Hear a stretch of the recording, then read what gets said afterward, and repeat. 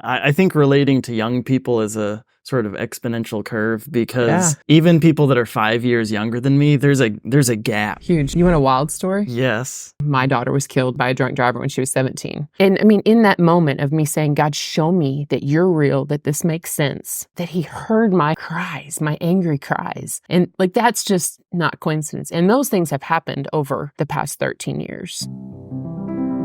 This is the Lifted Spirits podcast, where we raise a glass, share encouraging thoughts and stories, and discuss how we find meaning through family, friendship, art, business, and everything in between.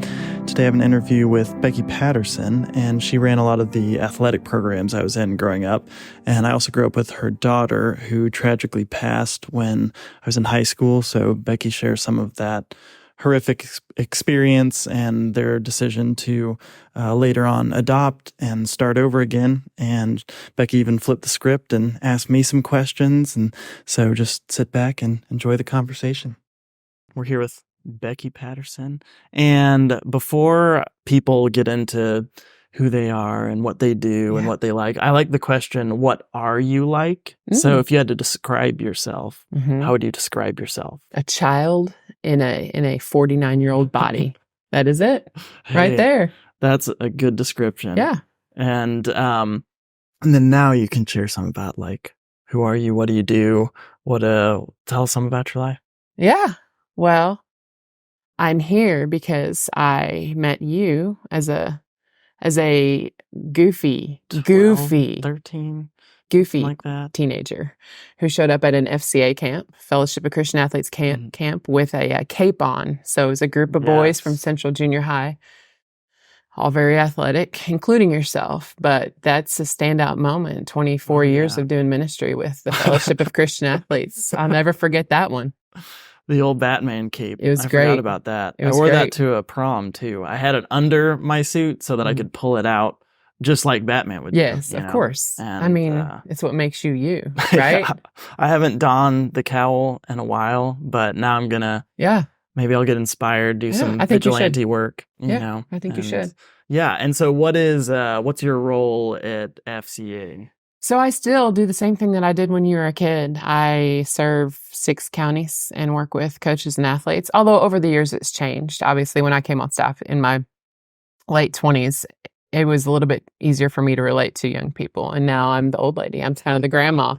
But I still have a heart to just come alongside people and just love on people, whatever they're going through in life. And so really it's kind of shifted. I do more with coaches and their families. And so it's just really, FCA is a cool platform to share Christ in public schools. So I think I'll do this probably till I take my final breath. I love it. Yeah. I love it. Yes. Yeah. I think relating to young people is a sort of exponential curve because even people that are 5 years younger than me, there's a gap. Huge. And then it's just harder and harder to keep up with. And last night I was hanging with some people. It was a large group, so there were people of all different ages. But someone was talking about a saying, what was it? Like, only in Ohio is a thing the kids are saying now. And the person was saying, well, it's sort of like this other saying. And I was like, I don't know, that one either. Yes. It's like, it was a derivative of the old one. It was like, man, this just keeps evolving. And I Can you imagine how far removed I am from that? So, although we adopted a little guy and he's 11. And so the word bruh is in yes, I was in a staff meeting yesterday. With my regional director, and I said, bro, that sounds, and I thought, I could get fired right now. I don't really know. But so far I haven't gotten the email, so I think I'm good. Yeah, my wife calls me bro, and has ever since we met, and that was, I like it. I don't think anyone else really ever called me that. Even like my guy friends weren't just like, what's up, bro? Yeah. But she'll be like, bro. And so I like everyone's got their things. Yes. And this is sort of a bigger question, but I'm really interested in, because a lot of this podcast is how people find meaning in their day-to-day lives. And so for you to have made it in life, obviously we never peak or anything, but what would it look like for you to be really living your life to the fullest, where you get to the end and you're like, I did it well, I'm totally content? Yeah. I think every day realizing and seizing the opportunity that I have to be salt and light and walk with people, whether it's the gas station attendant or a coach or you just the people that God's put in front of my life, just to be like real, to be very, very real with where I'm at, and to share the hope that I have in Christ. That's my goal every day. Yeah. So, and life is hard. Life is hard. And I think you said I can't interview, so I'm like, really, I got to be cautious maybe now. No, you can ask whatever. But life has been really been hard. And I think like growing up in a Christian home and being in ministry, like I think a lot of people clean themselves up to walk out the door and go do ministry when I'm like, I'm just a broken mess. And so I think I love being transparent. I like kind of making people, maybe gulp, like, oh, where's she going with this? Because I just feel like people need to be around people who are real. And so there's a lot of value in that. And, the hard times in our lives, like God wants to use those. Like he doesn't allow trials and like dark seasons of our life to not be, useful. Like he longs to use those. So yeah. I want to hear someday, well done. And so just every day, just recognizing that I have an opportunity to, go out in the world and be Becky, be the best Becky that I can be. Yep. And not try to be somebody else, because it's not going to happen. Yeah. I've tried that, and that's exhausting. So yeah. I bet. And before we started, she was trying to ask me a bunch of questions. Hey, who's interviewing you? But you can ask whatever you want throughout too. There's no like rules or anything. Okay. But am I allowed to put my hands on the table? Oh yeah. There's like, this. Can we talk about this? Yes. This is Seed Lip. I really like this stuff. It's a non-alcoholic spirit, and still haven't gotten into this. Yeah. Like they just distill all these botanicals and things, and this one just tastes like if you got a whole garden and like boiled it down into a drink. And so I dig it, and it's kind of the pun on lifted spirits. Yes. It's supposed to be encouraging stories and thoughts and that kind of stuff, but also it's in a shot glass. Is this a shot glass? But we sip it though. Yeah, I'm a sipper more than. Hey, cheers. Did you already? I didn't know. No, Andrew. Maybe a little bit. Okay, that's different. I think it's good. Yeah, I like it. It's a good little sipper. I wanted to. I'm sure in your years of experience, you've just had all sorts of wild interactions with both students and parents. And what are some of the like memorable moments that, particularly just really encouraging things that you saw happen in people's lives? I know that's you just see it every week. I can think of like a few that really are stand out. So I work with coaches and athletes in public school, and like a highlight of mine like years ago was a group of kids in Prairie Grove, Arkansas that got together. There was a kid at school that was not an athlete. He was and was very before it was just kind of an outcast, didn't have a lot of friends. And these kids raised money and sent him to a surf camp in California. And when he came back, his mom called me. She was not a believer. And she called and said, I don't know what happened during that week, but I just want to thank you because my son is different and he's, listening and he's not, I just remember that conversation. And so he gave his life to Christ. And to this day, he's actually a youth pastor in Colorado. Like that's, to me, is wild, you know? I was at Fayetteville High School one time and had a girl shared what the Lord was doing in her life. And we had our sponsor, who was a coach, started crying. And he, afterwards, I said like, hey, are you okay, coach? And he just said, I've known about God my whole life. And I know the Bible pretty well, but I don't have a relationship with Jesus and I want what she's got. So that's good stuff. Yeah. Yeah. So I love hearing stories. And especially a lot of things that I used to listen to on YouTube were very idea based, and it's more and more, it's harder for me to get into ideas. I just like hearing stories and experiences and people and connection. You want a wild story? Yes. Okay. Absolutely. So, my daughter, as you know, my daughter was killed by a drunk driver when she was 17. And so she would be, how old are you? 30 or 31. Old. Michaela would be 31 as well. But we have strong faith, and she did as well. Not perfect, but loved the Lord. And so we had peace in knowing where she was, but it was still really, really hard. And it was exactly 6 months after the accident. It was a Sunday, and we went to church.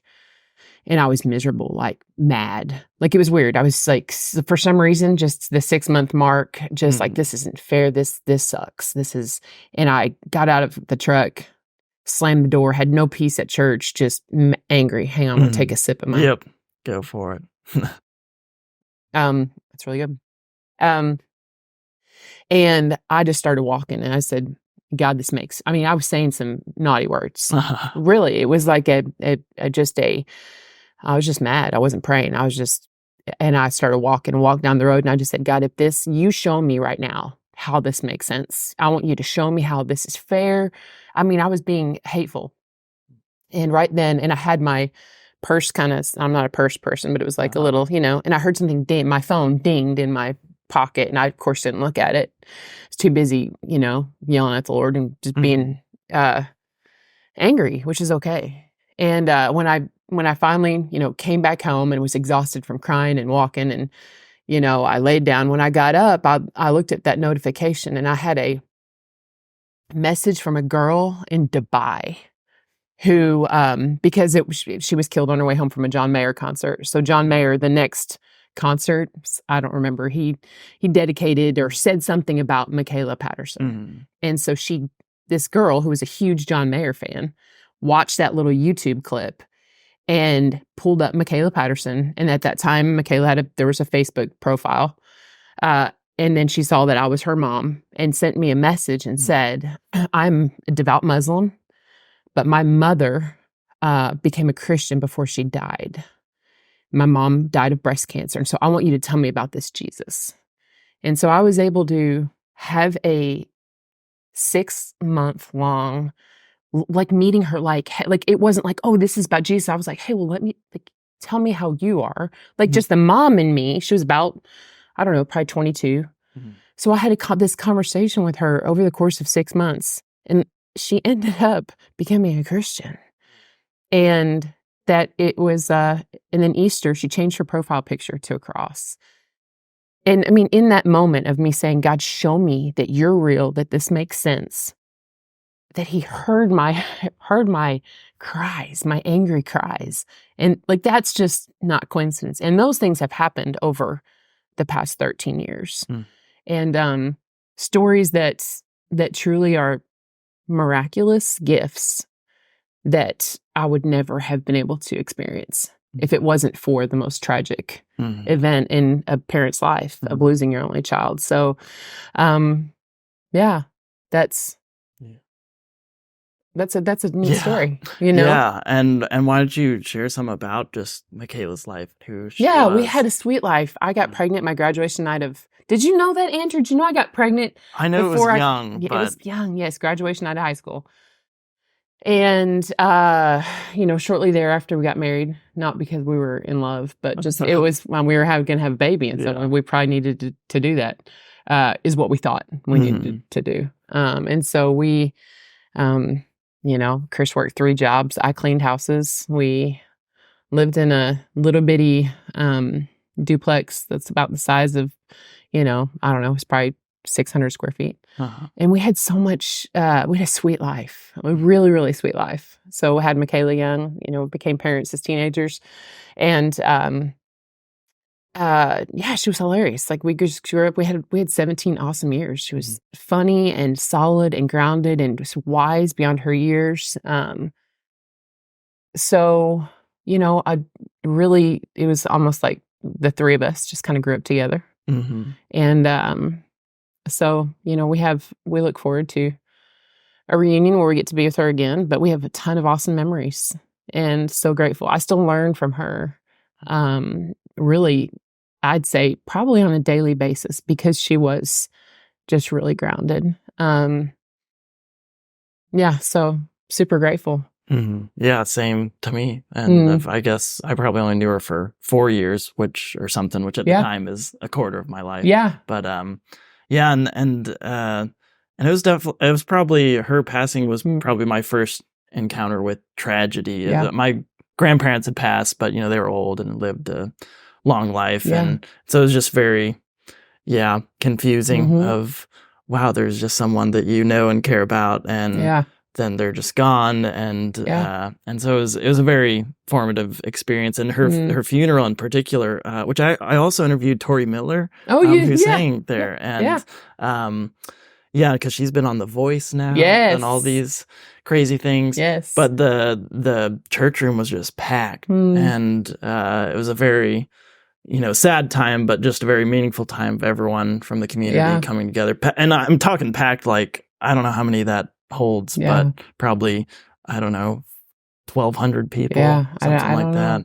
And because, both her life and you and your family's life have just impacted so many people in the community. And so just everyone rallying around, it was quite a time. And it's all coming back. I haven't even thought about a lot of this in a long time, but I remember it was one of the evenings before one of our church trip camps where they like brought us in and told everybody what had happened. And so it made for this really odd weekend. And I do remember that now that you say that. Yeah. Just the whole 2-hour bus ride there was just silent. And and just that's a lot to take in for anybody and for teenagers especially. And so it's been really neat to see what all has blossomed from that tragic event and all the good things that you've made out of it. Because I don't know how you even answer a question like this, but because in my mind, like, I don't think I could handle losing a kid. Like, how do you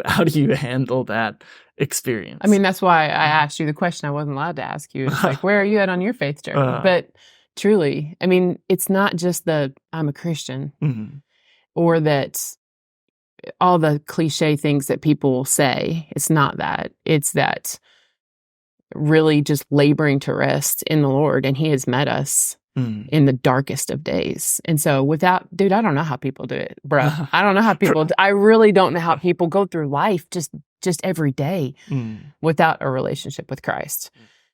And that's what it is for me, is a relationship. And like I said, there's been, just those moments of just saying to the Lord, like, I need you to show up today. And He has every single time.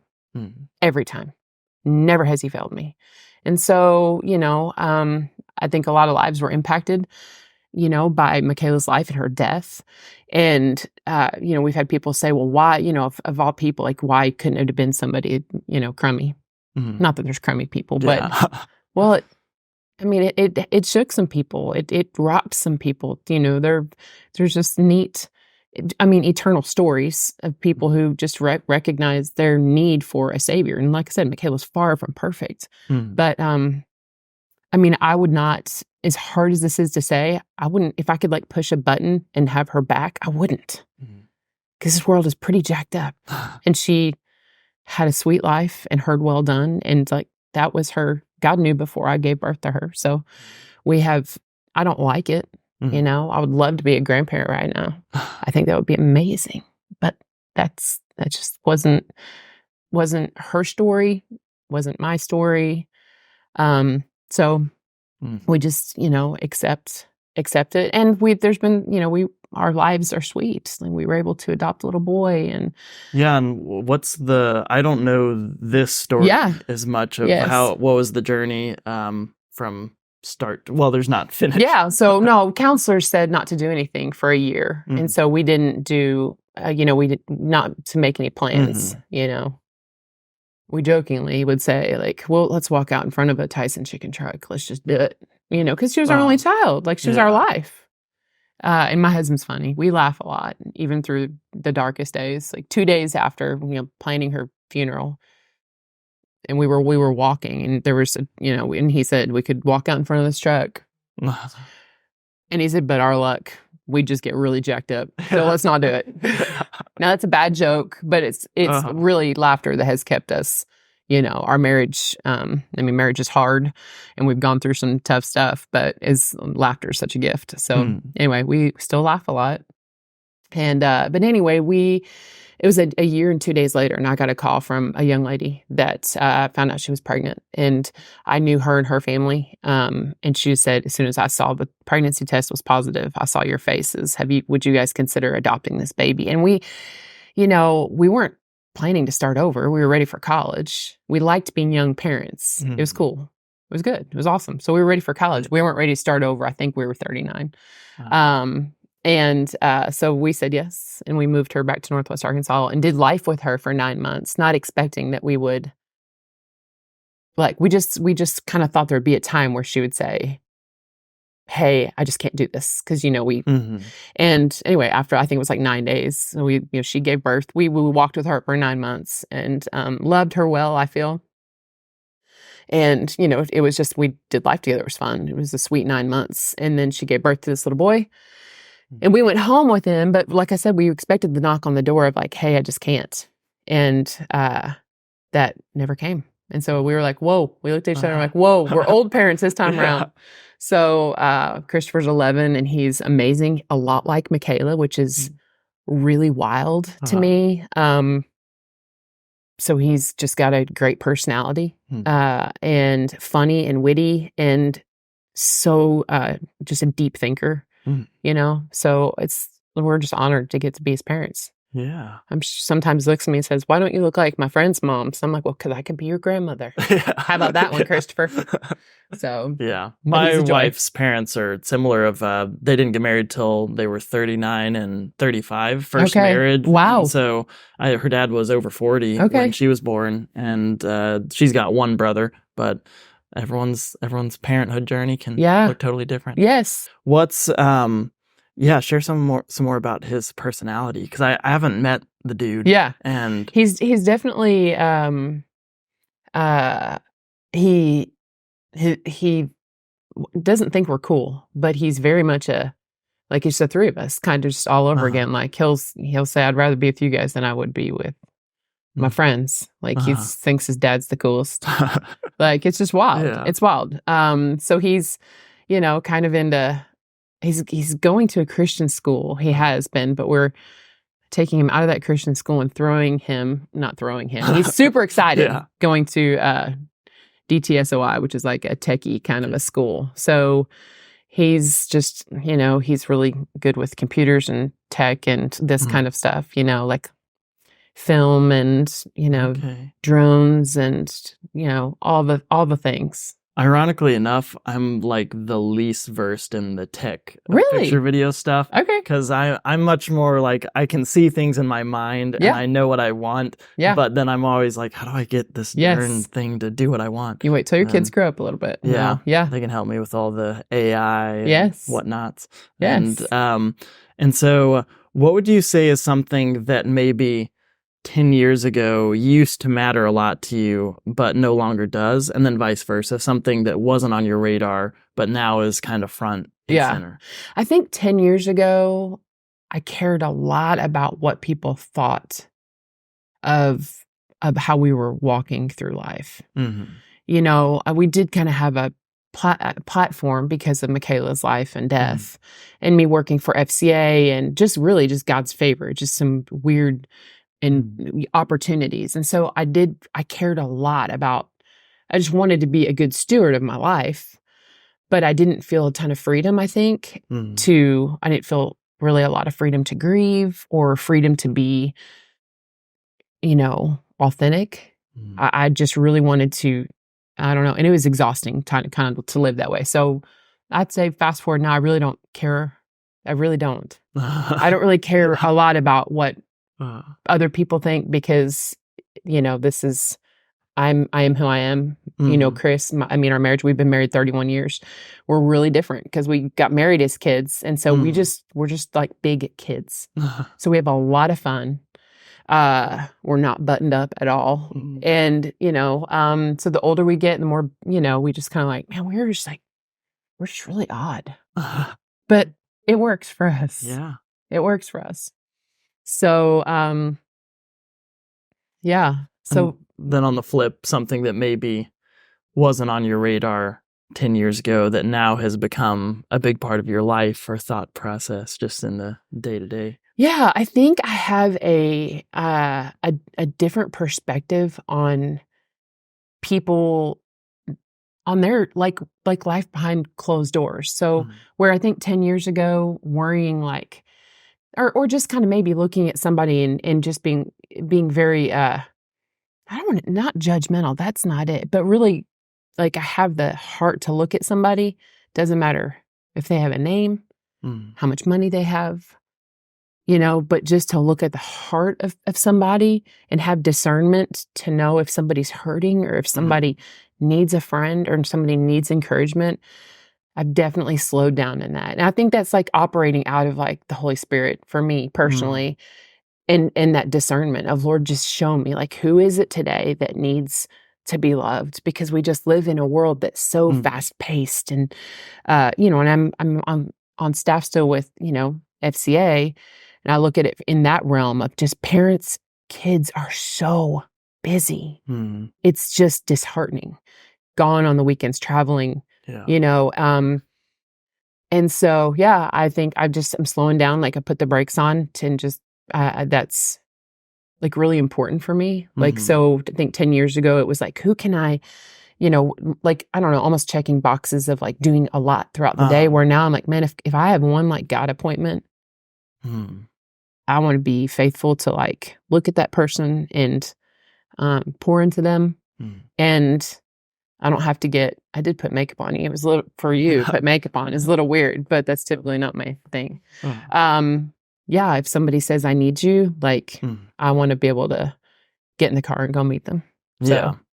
Yeah, that's really one of the main reasons I even pursued something like picture video work, to have the freedom throughout the week, doing a lot of weddings on the weekend. Yeah. So my weekdays are pretty flexible, which it took a long time to get into a productive zone of like, I can do whatever I want, whenever I want. And did not go well for a few years. But I just knew that I always want to prioritize people over things, and definitely lost that vision for a while and trying to get back into it, because you just sort of, I should say I got kind of jaded with people for a bit of like, man, this is hard work, and you try to help people and then they're back at square one, and they take things from you too, and like, forget about them. I'm just going to focus on my business, and trying to get out of that mindset more now. Like, no, the reason I even wanted to go into this business, I mean, of course, for the creativity and all of that, but like to have the flexibility to just be with my kids, be with my wife, be with my friends, like be the kind of person who has availability, because that's what high five right here really bothered me about just my own experience with friends or the world or whatever. It was just like, man, everyone's so busy and no one has time for each other. And if they do, it's like I can squeeze you in for maybe 30 minutes. And I like, I don't know, maybe I just have one of those tropical personalities where I just want to chill, sit around, hang out with people. There not be a tight deadline or something. And I know there's time when you got to get things done, but that's not all the time. No. As a matter of fact, it's interesting. There's a young couple that I have a lot of admiration for. And we used to have a little rent house in West Fork, and it was bad. It was a little property that we bought for like $15,000. So it was like 2 acres and a house for $15,000. So that tells you how bad it was. So this was like back when you could put something out on Craigslist, and I was like looking for a handyman to move in and like do some work for free, just like rent. But at the same time, it was like, maybe this thing needs to be condemned. So this young dad, like called, and he was like, I want you to meet my family. I'm like, it's not really safe for your family. So long story short, he works part-time delivering pizzas. His wife stays at home, homeschools the kids, and he is amazing dad, an amazing dad who just doesn't care about the stuff and wants to have time with his family.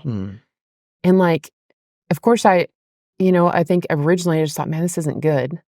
Is this going to work out? And just watching what a good dad he was. And yes, kids didn't have the stuff. They don't have the stuff that a lot of kids, but the time and, just watching the way that he's, doing life, that's pretty cool. So I love kind of what you shared, Yeah, that reminds me of, I'm drawing a blank now. I just had it, but, him there with the kids. Oh gosh, it's going to come to me. Maybe it's not. How old are you? I'm 31 now. So you're having memory issues at 31. I know. My grandma got dementia about 85. My mom's already kind of like, having some trouble, and I'm just going to be a hopeless case. No. I'm not going to know anything by the time I'm 40. No, but there's hope. As a matter of fact, just recently, 7 months ago, I did like something wild and crazy, and flew to Hilton Head, and got certified in neurofeedback. Do you know what neurofeedback is? No. Yeah, it's like brain training. So because of the trauma that just in my life of losing Michaela, and then I've had cancer twice and went through chemotherapy, had a lot of brain fog. And so neurofeedback was recommended to me by my oncologist. And I did neurofeedback in Fayetteville. Very, very expensive. But, I see a lot of mental health issues with kids. And, people tend to just like, hey, take a pill. When Christopher's in kindergarten, his teacher said he's got ADHD. I think he needs to be on meds. And anyway, long story short, it's a way to train your brain. Yeah. And so that's like my heart, like an extension of ministry. And it's been super incredible to see really what we can. It's like people work out, they work their bodies out, but they don't think of their brain as being a muscle. And it's just incredible. Yeah. Anyway, yeah. It's amazing how intertwined it all is. It is. I had an experience with just going through being pretty depressed for a few years, and it affected, you just think that's all in your brain, but it was like really affecting my body and my heart. Like a lot of people, I didn't know that, this is probably the wrong statistic, but it's something like when a loved one passes, you're like 3 or 4 times more likely to have a heart attack that week or something. And I woke up one morning, and not a heart attack, but just like, I have really tight, intense chest pain, and went to the doctor and everything, and thought, man, I gotta, figure this out, and it's not like you can just be like, well, I guess I'll just not be depressed anymore. And it was a long journey, but I was just amazed at how much the mind and body and all that, like just working out and eating good food doesn't solve everything, but it can help a lot when it's like, hey, have you tried not eating Pop-Tarts for breakfast every morning? Yes. That it couldn't hurt. Yeah. Yeah, that's right. There's studies, actually a study came out the other day, Harvard neurologist, who said, take sugar out of your diet, sleep, and sunlight. Like those are the top 3. Yeah. Like this, like some kind of, and I'm like, that's pretty, it's not rocket science. Yeah. But I read the study and just went, wow, like if we just would apply what and no alcohol. There's no alcohol in this. I love this stuff. I'm going to buy it. I'm literally gonna have to buy some of it. Yeah. I've a couple months ago, I got chronic bronchitis in 2021, and it had a flare up again a few months ago, to where I just obviously didn't want any alcohol, but because it just dries you out and makes you cough a bunch. And ever since then, like, I don't really want it anymore. Yeah. Not that I'm trying to be this anti-alcohol advocate or something, because it's, a big part of why I started this podcast was like, hey, I could do something fun with alcohol and whiskey and talk to people. Now I'm like, well, darn, now I don't even like alcohol well, this anymore. Stuff is great. And maybe it'll come back, but I'm sure I'll, I don't know, but it's not a bad thing. Alcohol's not good for your brain. Yeah. So yeah, exactly. Yeah, we'll steer clear for a while. Yeah. I'm fine with that. And what would you say, like, what kind of advice would you give for when you're in those discouraging points in life? How did you get out of that? Or some of your knowledge of, I forget the term, the neurofeedback. Neurofeedback. Yeah. So we have brain waves, obviously. And when they're dysregulated, which a lot of people like ADHD, OCD, the studies show it's just, they're brain waves that are dysregulated. And so it's just a holistic way of like retraining, just basically like taking, hardwired, thoughts that are kind of stuck in our head, just unhealthy, patterns of thinking. We have neuroplasticity in our brain, and it can be trained. And so it's just super cool. But I would say outside of that, of what I'm doing with, it's called Brain Core, just like being intentional to get outside, like do the things you don't want to do. There was just a season in my life where I didn't want to get out of bed, but it was like, okay, I've got to get up, got to get a shower. I'm going to get outside and walk. And like, just being intentional, taking care of yourself, surrounding yourself with people that care about you, that you can be yourself. I think community is something. One of the longevity. I think the highest link with longevity in life was like being integrated in a tight-knit community. Yes. And like we don't see that a lot. I mean, you see things on social media, it looks like people are living their best life, but really it's, are you getting together with people? Are you sharing your life with people? Super, super important. Yeah. So. And what does like life sharing look like for you? Like, I'm assuming you're plugged into a church and community. And like, what does your community look like? Yeah. We for years went to fellowship, and we love fellowship. It was hard to go back there after Michaela's service, even though, just a lot of our people are there, and it's a wonderful church, but we joined a small church, like a little startup church, and just loving on people and, serving and, getting together and opening God's word and learning from each other and being real, going through the hard times. It's awesome to have people that aren't going to judge you. And you can say, hey, I really don't feel like being married anymore because that guy is on my nerves, and having people say, hey, those feelings are real, but hang in there, that's super important. Yeah. So, yeah. Yeah. And then, let me see what else. I wrote down a few other things, but I'm not stopping you from asking any questions. You're welcome to ask anything you want to or share about. Well, dude, I want to know. Okay. What do you want to know? I want to know, like, where I saw you in a coffee shop like a month ago or something. I did. Yes. I haven't seen you since 2013, probably. Long time. Like that. And so you get to throw out a question now before I go. Okay. Where are you at in your faith journey? That's like a whole other podcast, I'm sure. But yeah, but I mean, still, it's good. I think it's good to figure out how to like boil things down, and you can go into something for hours. But I'd say that's a good question. Let me get you up to date. Okay. So we were connected in high school, when I was in high school, 2013. And I'd spent a lot of time with some Amish and Mennonite people. I remember that. I really loved they were really intense in some ways, but then were very like anti-war, like really loving their enemies. They, shared a lot of their resources and very ironically were kind of seemed really liberal in some ways and really conservative in other ways. Yeah. They're just an outlier. And I thought, man, these are the most interesting people I know. So I'm going to chill with them. Yeah. And still, we still get our meat from them and everything. Yeah. And that sort of ran its course because it was an hour and a half away, where I lived at. And so I moved back here.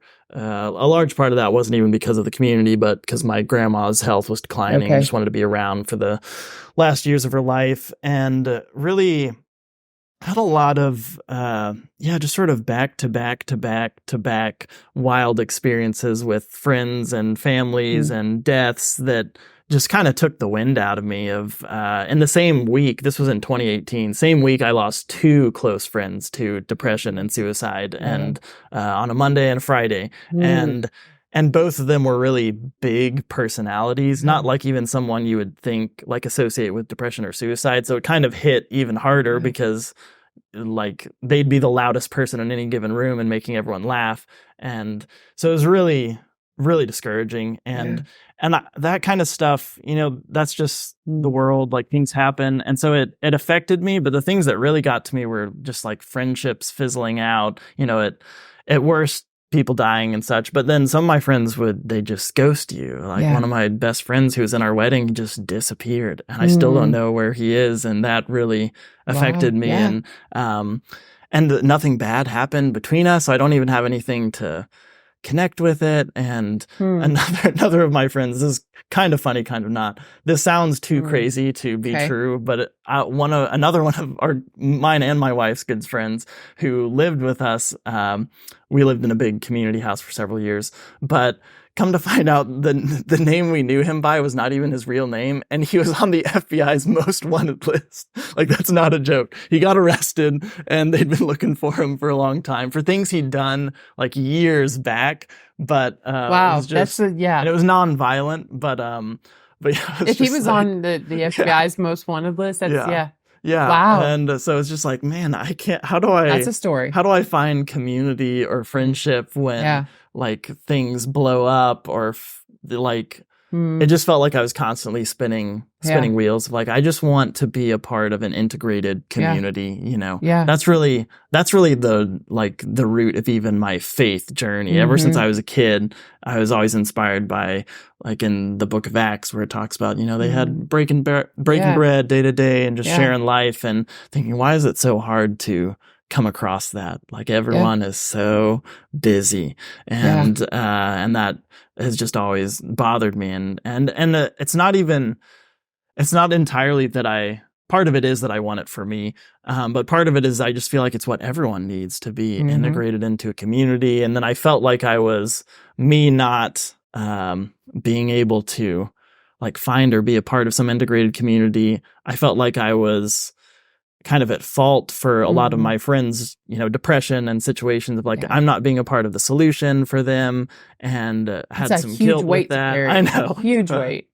Yeah. It's not yours to carry. Yeah, which I know. But I had a friend tell me once, he was a bartender, and we were just hanging out there with him, and he said, Andrew, everyone our age that I know is either depressed, suicidal, or an alcoholic. And so I just felt this intense burden to do something about it, and was giving, like, all my time and thought and energy into trying to do something about it, but it's never seeming to work for years and years.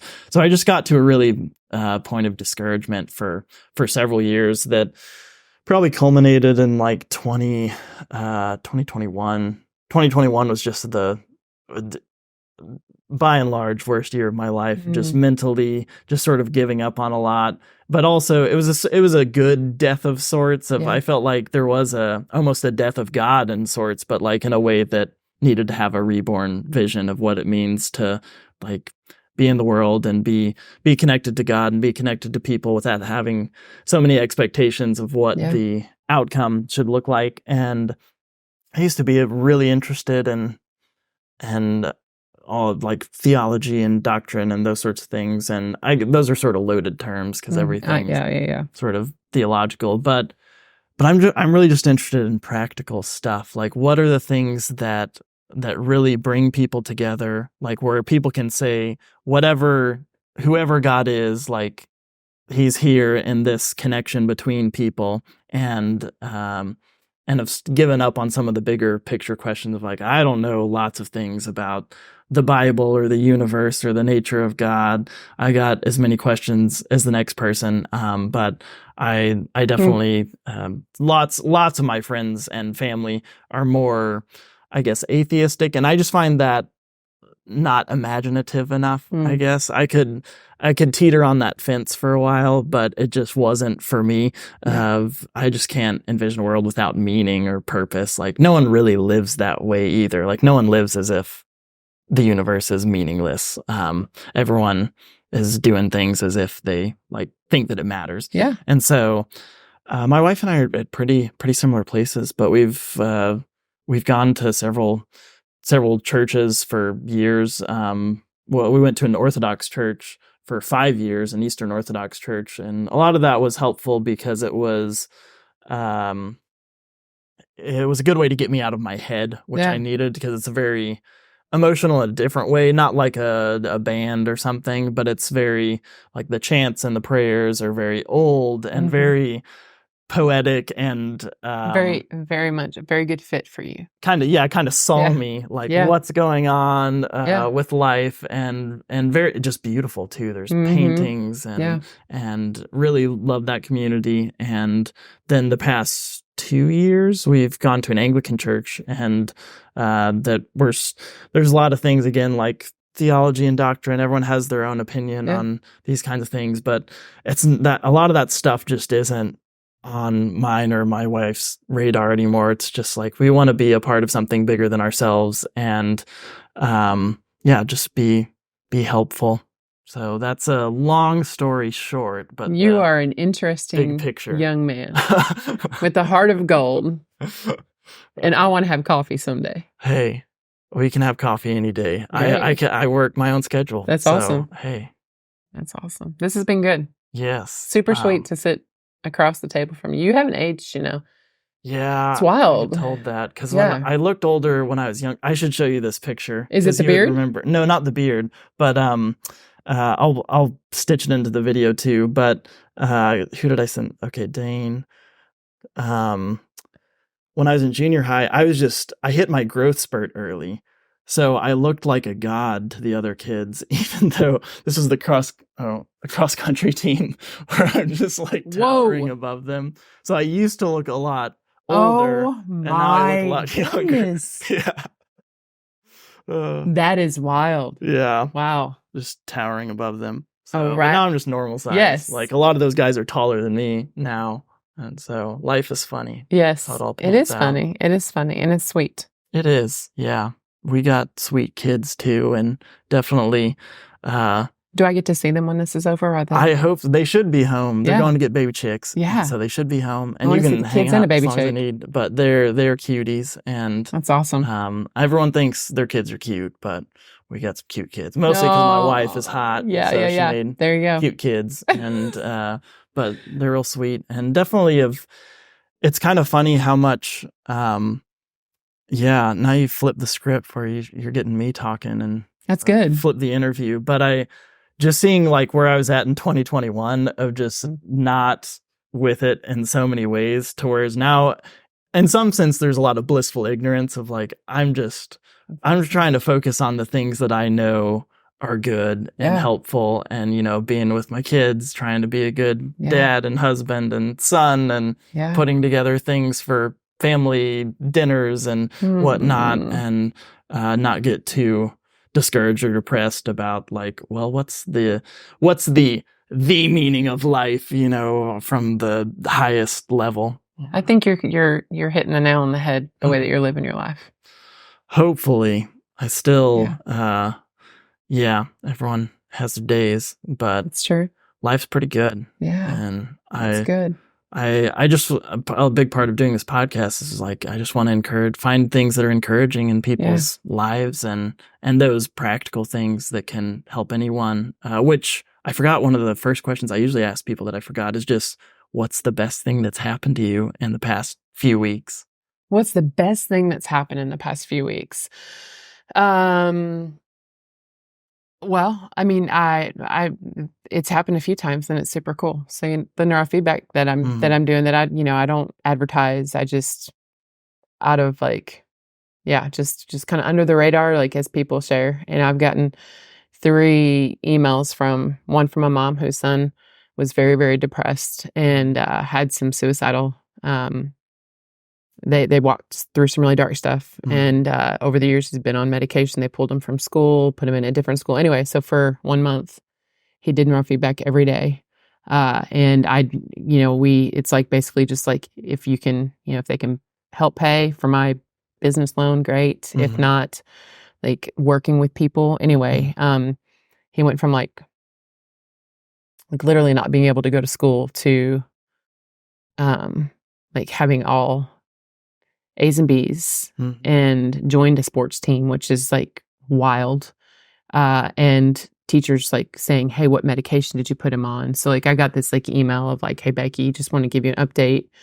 Like that kind of stuff to me is huge because mental health is a huge part of like my heart.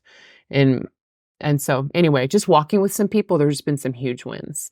So that's super cool. And since it's so new to me, I've been on I've been on a lot of antidepressants over the years and just didn't want to do that. Didn't want to do it to my son. And so little Christopher, same thing, neurofeedback, just to kind of get him regulated, watching him sleep through the night and have more confidence is super cool. So like, this is a really fun, a neat chapter of my life. So yeah. Yeah. And do you have, I usually finish out with like a practical challenge you could give people that would just make them a more compassionate, well-rounded human. And it could be something as simple as like, take a friend out for coffee or whatever. I think, I really have thought about that question because you told me you were going to ask it. And I think, we live in a world where we tend not to put ourselves in other people's shoes.